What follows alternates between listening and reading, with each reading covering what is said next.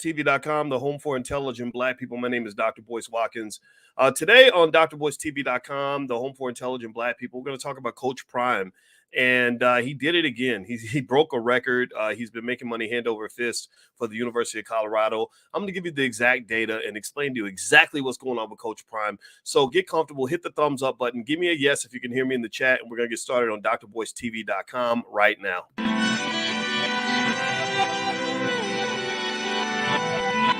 Here we are, clan the isms, cataclysm, great.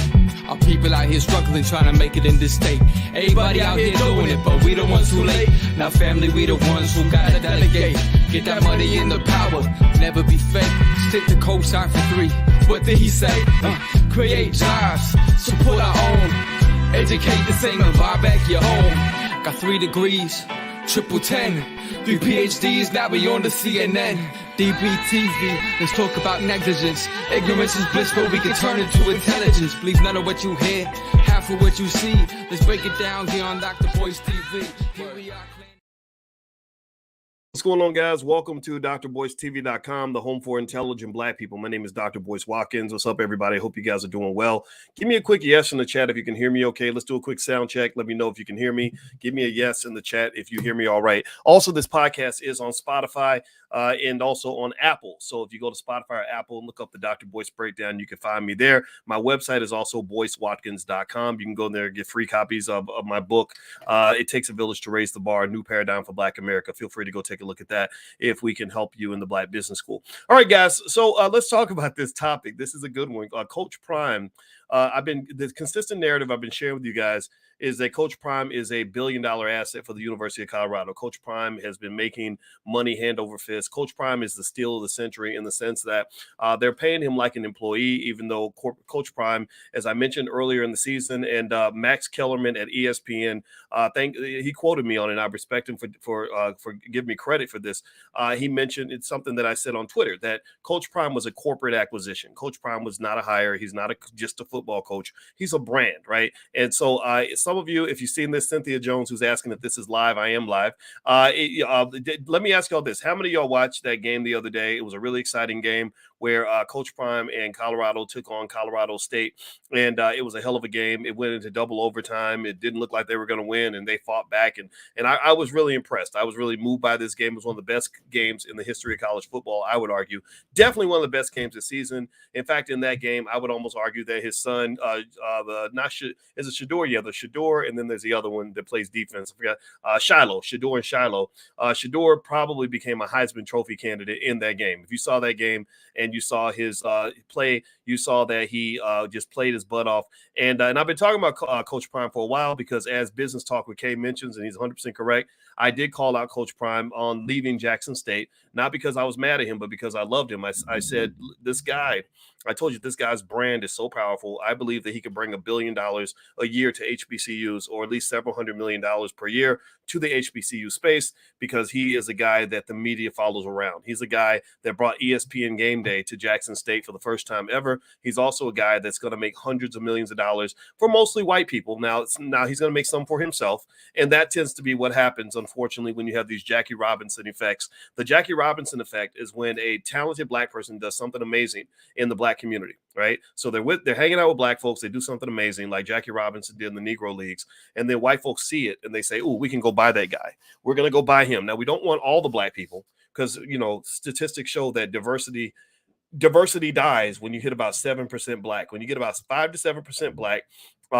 they stop. Diversity just doesn't work anymore, because they don't want more than a couple of you in that space, right? So they do like the Kardashians do. Like, if you notice, the Kardashians, they love black men, but they don't love all Black men, right? Do you get what I'm saying? Like the Kardashians, that if you're a Black man who's a rapper, if you're a Black man who's an athlete, if you're a Black man who's maybe a TV star, then the Kardashians love you. But if you're a regular Black guy just who can't sing, dance, act, or rap, then they're not interested in you, right? So basically, Coach Prime, similar to Jackie Robinson, got pulled, from Jackson State because Jackson State doesn't have the money to pay him what Colorado could pay him, because they've got, 100 years or 200 years of white wealth that they've been able to accumulate from all the wealth that they've stolen from black people and things like that. And they're able to say, here's $5 million a year. Jackson State can't match that. You got to come and work for us. And so effectively in those transactions, what happens is the individual does very well. Like Jackie Robinson did better.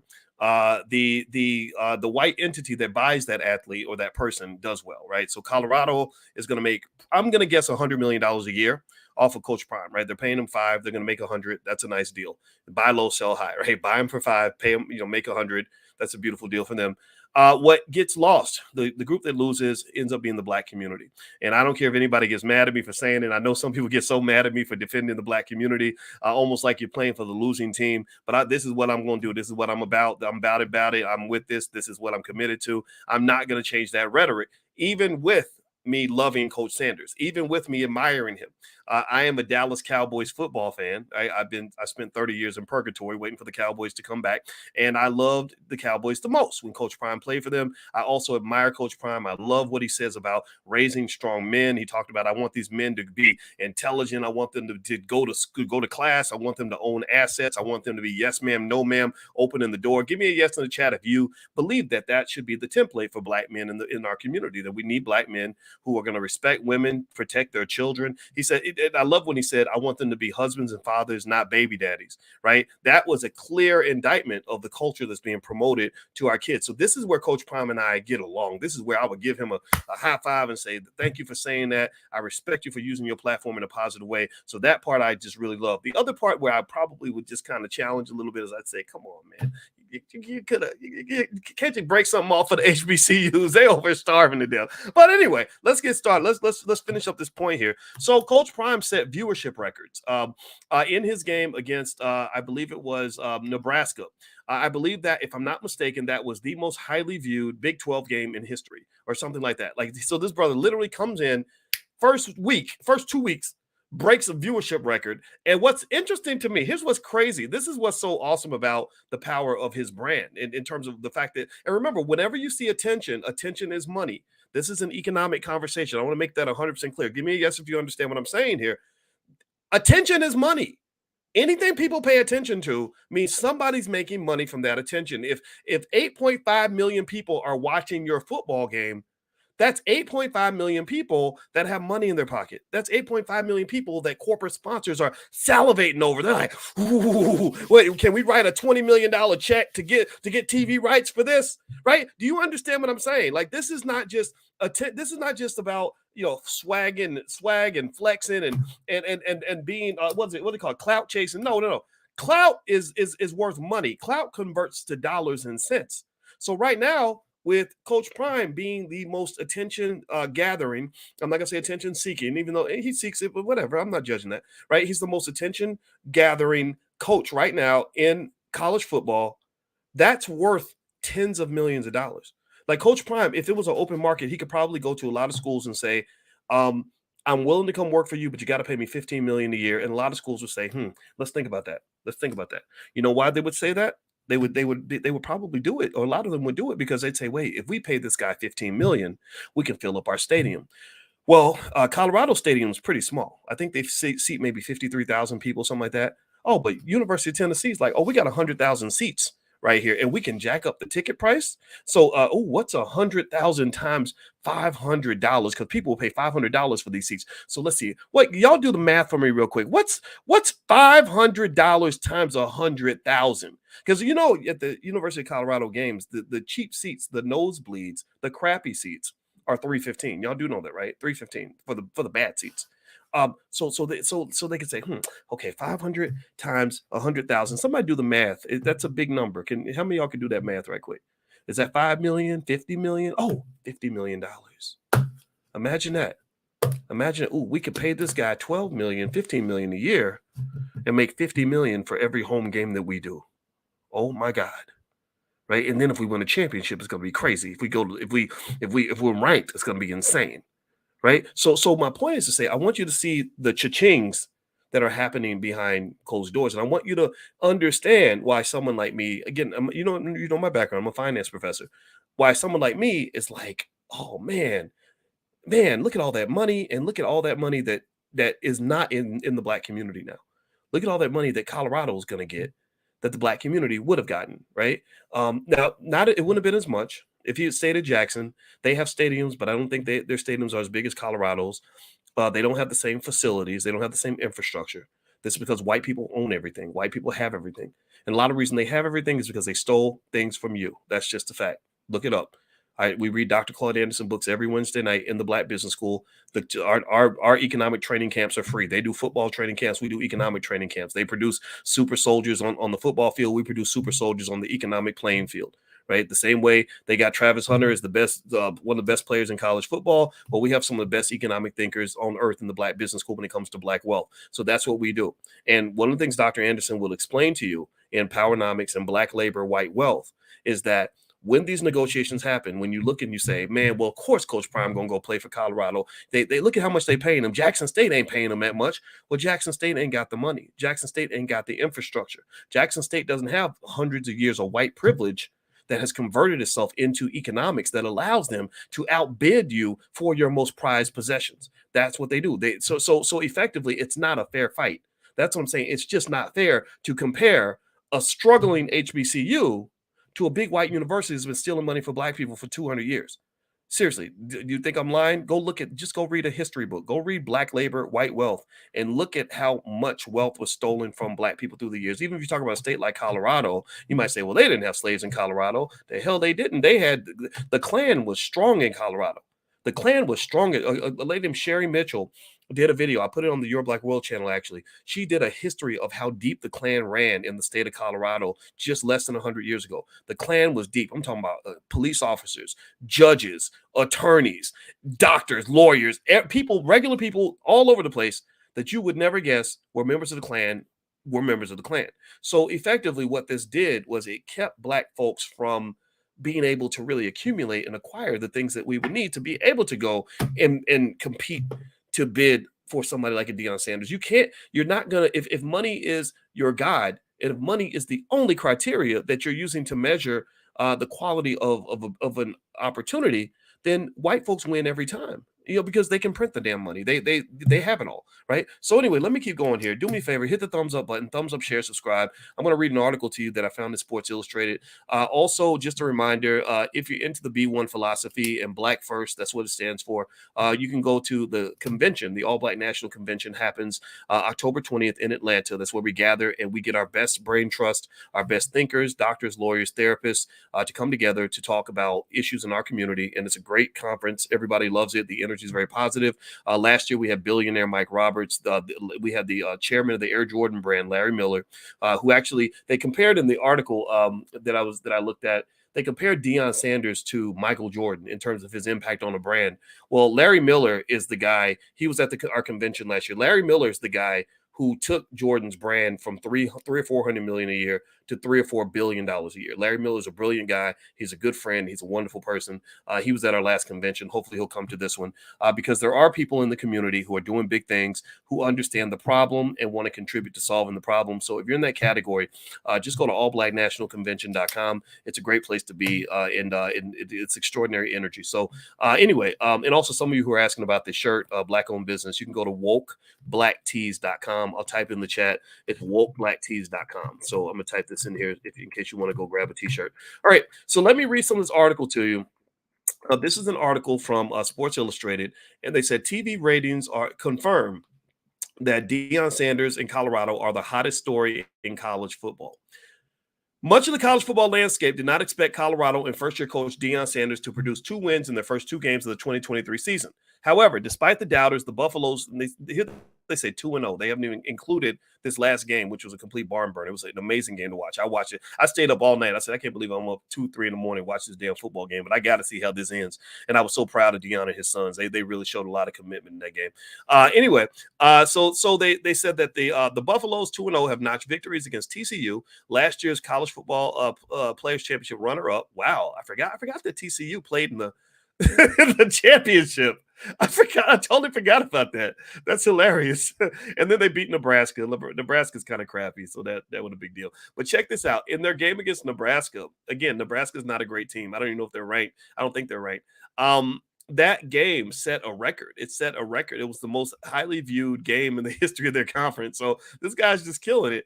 And let's see here. They said Sanders clearly stated that his team was coming to change the narrative on the projections for his first year at the helm of the program, one that finished 1-11 last year.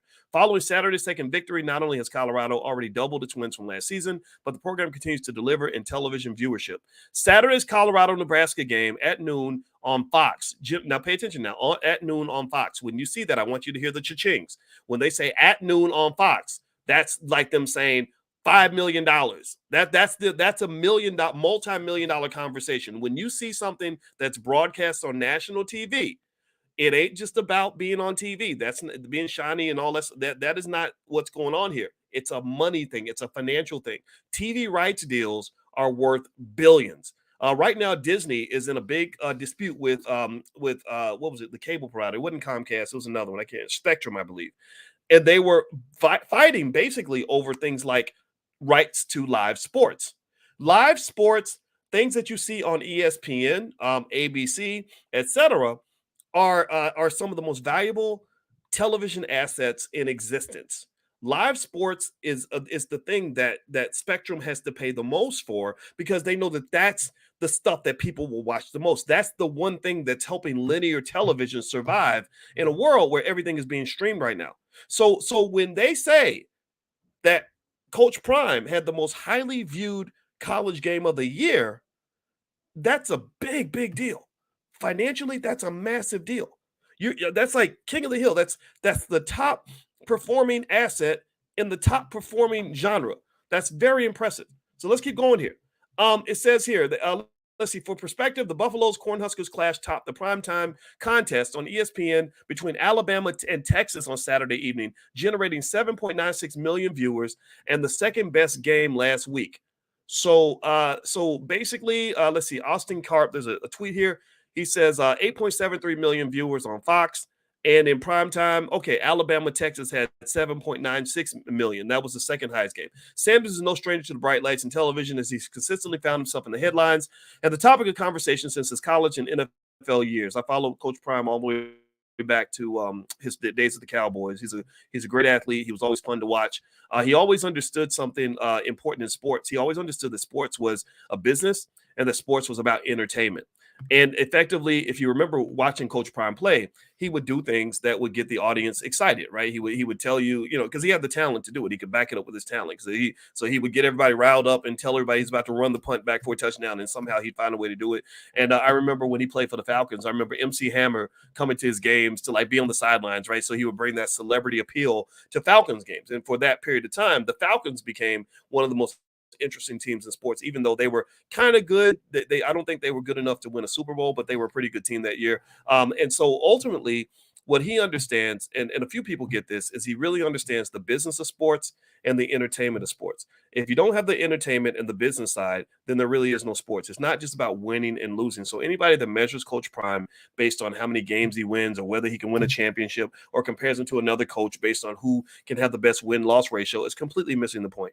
Coach Prime is the most valuable entity right now in college sports because he can bring the viewers, which brings the revenue. Colorado is going to make an absolute killing off Coach Prime. And one of the reasons why you saw me screaming and hollering about him leaving Jackson State in the beginning was not because I didn't think this was the best deal for him. It wasn't because I didn't think he'd do an amazing job. It wasn't because I hate the guy. It was because I said, come on, man. Come on. We got to stick it out for black folks. Let's hang out. Come on, man. Let's bring some of those tens of millions to the black community, because I think Jackson needs it. Jackson doesn't even have clean water, but I know it's hard. I get it. I hear people say, well, why would you want to live in a neighborhood where the water's bad and everybody's suffering? And I get that. That's why we leave the hood. That's why we leave our own people to go and live in the shiny suburbs with white folks. I understand that. But I would say that to some extent, there has to also be a respect for the effort required to build something new. Remember, anybody who, if you go out west to places like Colorado, Seattle, or California, you're going to find these big, bright, beautiful cities. You're going to find multi-billion-dollar cities like Salt Lake City and things like that. And you got to remember that the reason those cities exist, the reason that all that wealth is there, and I hope you'll hear me. Give me a yes if you can hear me. You ain't got to agree with me. Just give me a yes if you'll lend me your ear and hear what I'm saying. This is my argument. This is my appeal to you. Remember, when you go to a city like Salt Lake City, that's one of the richest cities on the planet. They were literally, the Mormon church in Salt Lake City The Wall Street Journal secretly found that they had literally $100 billion, I believe it was $100 billion that they had, like that nobody knew about. They literally was sitting on $100 billion in various investments that no one knew about. Well, let me tell you how Salt Lake City began. Well, there was a time where there was a guy named Brigham Young, and Brigham Young he led the Mormon church, I guess, or whatever he did back then. I don't know the details of his life, but I know he lived out east. And in the east, he had a comfortable life. He had plenty of money. He had some opportunities. His people, though, didn't have those opportunities. His people were being mistreated, persecuted, disrespected. So you know what he did? He said, I'm looking for a few good people, a few families that are brave, and we're going to go out west. We're going to build our own. We could stay and enjoy the comforts of what somebody else has built, but this is going to lead to discomfort, persecution, and mistreatment. So we're going to get in our covered wagons. We're going to go out west, and we're going to find this place called the Great Salt Lake. And we're going to go out here, and let me tell you what happened. It was a fool's journey. It was a sucker's move, or at least it looked that way. Well, on this journey, I think 2/3 or at least half of the families like died or something crazy like that. It was like literally like 50% or 40%, some crazy number, percentage of the people died on this journey. They were being attacked by Native Americans. They were being attacked by wild animals. They were starving in the desert, but they finally got there. They got to the Great Salt Lake. And when they got to the Great Salt Lake, they set up and they didn't have any jobs. They couldn't go apply for jobs. They couldn't go eat at McDonald's because there was no restaurants out there. They couldn't put their kids in a public school because there was no systems out there. They had to plant potatoes. The guy who wanted to run the bank would be like, I got a stove and you can put your money in my stove. The other guy, they said, well, we need a dentist. And they said, well, we're going to go and the one guy said, well, I know how to put on a horseshoe. I know how to put shoes on horses. So I guess I'll be the dentist. And that's how they started the Great Salt Lake. I kid you not. That's how they started Salt Lake City. And so you move forward over 100 years later. What do you have? You have a city now that is, pay attention now, it's one of the wealthiest cities on the entire earth. Literally, they found out. It's a big Wall Street Journal article. Go look it up. The Wall Street Journal made a report where they said that they were hiding. They had $100 billion that they had told nobody about. Because they don't play when it comes to their money. The Mormons are structured. They stay on code. They back each other up. They build institutions. They protect their people. They handle their own, and they got their own. You go out to Mormon country, you better act like the Mormons or you're going to get your butt kicked out of there. Now, this is not to put white people on a pedestal. This is not to say that everybody should join the Mormon church. This is not telling you how to live your life. This is just me giving you an example of scenarios that have to happen typically for something great to be built. This is my point, right? Not everybody's trying to build anything great. Not everybody wants to build their own. Not everybody's, some folks are comfortable with whatever white people have, right? They're just like, oh, let's just integrate into what they got going on. That way we ain't got to go through the trouble of building nothing new. I get that. But some of you are a little bit tired of it. Some of you don't like the racism. Some of you don't like being mistreated. Some of you would prefer to have that power that they have, right? Because you want to stand shoulder to shoulder, chest to chest with white folks and be equal, true equality, true power, true freedom. Well, for those of you that are in that category, I tell these stories not because I want you to go worship these people or admire what they got. I tell you these stories to help you understand what is required. If you ain't ready to sacrifice, you ain't never going to build nothing. If you ain't ready to, if you're trying to always be shiny and have clout and look good while you're doing it, you ain't going to have nothing. The people that built some of the greatest empires in history had to look dusty for a real long time. They had to spend some time looking raggedy. They had to pass over opportunities. The people that started the NFL were selling their football franchises for $100 a piece. The Chicago Bears were $50 a piece. The Buffalo Bills were like, $150, right? The Green Bay Packers, we'll sell you the Packers for $200. No, that's too much. I'm not paying $200 for that team. Nobody can. No, well, okay, we'll give it to you for $150. That's what the NFL looked like. That's how raggedy and dusty the NFL looked when they first got started. But look at them now. Look at where their grandkids are sitting right now. Look at the Hallis family. I believe it's the Hallis family that owns the Chicago Bears, sitting on a $5 billion asset because somebody a couple of generations ago made a sacrifice, was willing to be uncomfortable, was willing to be dusty, was willing to look like a scrub, was willing to not have the shine, was willing to pass up on a job, was willing to dig in and do the work and spend the time to build something that was going to be sustainable long term. This is what I'm referring to when I'm talking about building. It don't happen overnight. It doesn't happen overnight. You building up your HBCUs ain't gonna happen tomorrow. Owning your own universities won't happen tomorrow. Having your own businesses won't happen tomorrow. It's not gonna happen overnight. So if you live in the world of instant gratification, then you're not going to get this. You're going to think I'm just running my mouth, and I get that. But for those of you that really want to understand what this looks like, just know I have studied the history of hundreds and hundreds of the greatest companies on earth, the biggest corporations on the planet.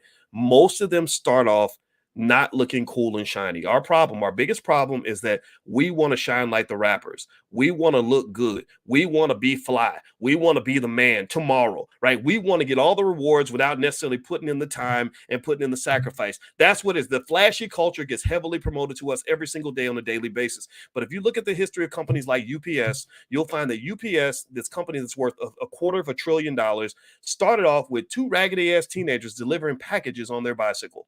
You'll find out that McDonald's, the big, massive $400-500 billion corporation that it is today, that's on every single corner in America, started off with the McDonald's brothers running one little hamburger shack where they figured out how to make hamburgers and cheeseburgers really fast. Right, that's where these things begin. Coca-Cola, the $400-500 billion entity that it is, started from a guy who left the Civil War, who was looking for something to heal the pain from his wound that didn't affect him like morphine. He was looking for a replacement for his morphine. He was looking for a better drug. So he said, if I make this liquid and I put a little cocaine in it, it helps the pain go away. That's where Coca-Cola started from. That's why the word Coke is in Coca-Cola, right? And he sold the rights. His family, because they got into the drugs. This is why I tell you guys, you got to stay away from the drugs. The drugs have messed up the whole black community. Drugs will make you stupid. Drugs destroy your families. Drugs make you an asshole. Why in the world do we even allow people to market drugs to us? Because the founders of Coca-Cola, they sold the rights to the name Coca-Cola, if I'm not mistaken, for like $400 because they needed to go get some more dope. So dope will make you stupid. Dope will help you not see the long-term vision. That will make you so focused on the here and now that you can't see the hereafter. So what I'm saying to you is I probably sound a little bit like a preacher sometimes. I'm not as good of a speaker as some of these preachers are. They can really do their thing, and I'm not trying to be. But really, to use that analogy, I don't look at the here and now. I look at the afterlife. The afterlife to me is the life that's going to happen after this moment. The afterlife to me is the life that's going to happen after I'm gone. Right? The afterlife is everything that's going to happen after I commit my life to something bigger than myself. So after I've done all this, the afterlife is going to be amazing, beautiful, and extraordinary because we are digging our shovels in the ground. Some of y'all are putting right there in the trenches. You are fighting the battles. You're educating your kids. You're getting them ready for the future because you're not trapped in what's big and shiny in front of you right now. You're thinking about all the big and shiny things that will happen once you pay the price and commit to the sacrifice because it don't come easy and it don't come overnight. And I'm sure Coach Prime would agree with this because that's kind of what he teaches his players about what it takes to win, what it takes to build a quality organization, what it takes to really become a successful football team. And he knows that don't happen overnight, and neither does this. All right. So anyway, guys, that's it. That's all I want to share. Congrats to Coach Prime. I think it's great. He's going to keep setting viewership records all year. I believe that at some point in the near future, his contract is going to get renegotiated. Colorado their big problem now is how do we keep this guy? That's what their big problem is. I looked at the contract. I think they'd have to pay him, tens of millions. Wait, no, if they fired him, they'd have to pay him tens of millions of dollars, but they're not going to fire him because he's too valuable. So if he fires them and he decides to leave, the new university is going to have to write a big check to make up for all the money that he's going to owe Colorado. If I'm not mistaken, in his contract, he will owe them money if he decides to leave early because I think that they were visionary enough. I give credit to the administrators at Colorado, and I give credit to the brothers at Jackson, or whoever on the committee at Jackson State that brought him in. I give them credit because they were able to understand something that for some reason a lot of people did not get. I did not understand for the life of me why people weren't hiring him, as a coach. I didn't get it. I think Florida State, the school he gave so much to, wasn't interested in him. And I'm like, well, y'all's team sucks. I think at that time, Florida State was losing to teams like Jacksonville State or some crap like that. Like why not give it a shot? And I think it's also another sign of disrespect and racism that this guy can come in, be the greatest player that you've ever had in the history of your school, and you won't even give him consideration for a head coaching job or at least an assistant coaching job or whatever it is that he was asking for. I would like to learn more about why y'all were so stupid to pass that opportunity up. But anyway, that's it. That's my 2 cents, guys. I'm out of here. Hit that thumbs up button. Thumbs up, share, subscribe. Like I said, if you want to get a shirt like this, you can go to wokeblacktees.com. Also, I send out profit alerts. I sent one out today for stocks that I'm buying, things like that. If you'd like to get those sent to you via text, just text the word stock to 31996. Text stock to 31996. Also, Dr. Christina Parks she's the medical doctor that she went super viral during the pandemic. She's actually joining us in the Black Business School because we wanted to do something on a health is wealth series because health is not just wealth. Health is more important important than wealth, because if you lose your health, you're going to give up all your wealth getting your health back. So if you'd like to take a look at what she's doing in the Black Business School, you can go to blackhealthsecrets.com. Dr. Christina Parks has a PhD in cellular and molecular biology from the University of Michigan. Also, she was one of the most prominent and courageous voices during the pandemic in terms of really speaking on behalf of our people about what we really need for our long-term health and not just talking about some shot. So Dr. Christina Parks is now on our team. I'm very, very proud of that. So if you'd like to take a look, just go to blackhealthsecrets.com to see what she's up to. All right, everybody, please hit the thumbs up button, thumbs up, share, subscribe. Don't forget, we are on Spotify and Apple, so you can find my name on Spotify and Apple. You can look us up there. I'll check back in later on when I get more updates on this particular topic. So God bless you. Thank you for hanging out with me on TikTok, and what's up, everybody, on Instagram. And by the way, be careful with the fake accounts. There's literally on TikTok, there's like 50 fake accounts. Look for the ones that have tens of thousands of subscribers. So if somebody that looks like me inboxes you and they've got 200 subscribers and I'm inboxing you trying to get you to go sign up for some crypto website, that is not me. So don't get suckered. I don't want anybody to lose any money. So have a good day, everybody. God bless you, and I'll see you soon. Take care now. Peace.